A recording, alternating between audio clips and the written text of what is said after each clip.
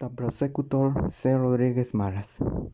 The topics to be discussed about the case are regarding the fraud required for the commission of genocide, be an accomplice, the imputation of sexual crimes as genocide and as crimes against humanity, and the protection of victims and witnesses in criminal proceedings before the court.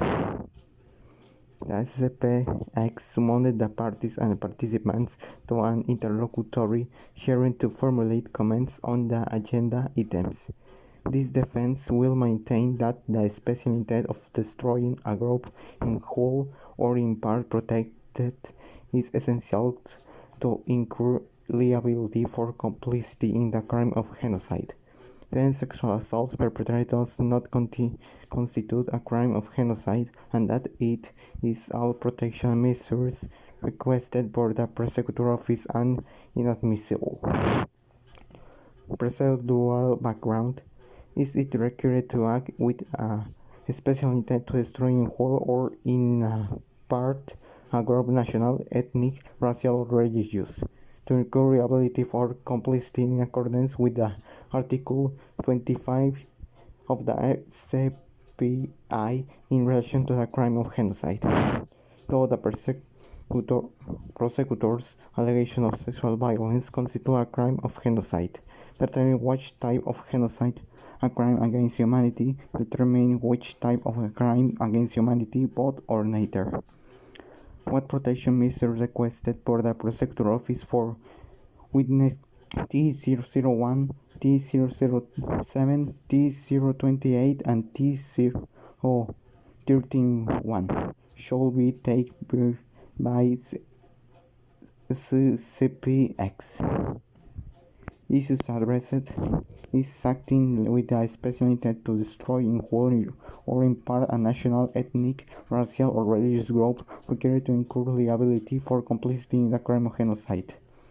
Do allegations of sexual violence constitute a crime of genocide and therefore a crime against humanity? What protection measures requested for the prosecutor offices for witness shall SCPX take? In defense against the first issue, it really could really be considered a crime of genocide even if the culture dies, life still goes on. So why I associate it with genocide when no one really suffers? As a culture is probably a concept. It can be destroyed, maybe some traditions die, but culture is life. Culture is part of life. The crime of sexual abuse is an abominable crime and is punishable for confinement. It is a form of torture that occurs hurt the victims terrible, who now deal with the consequences and traumas of what happened, which should have been an experience nice for them. It turned out to be a horrible nightmare. The defendants in the case accused them that. So, yes, the crime of sexual abuse can be attributed to a crime against humanity.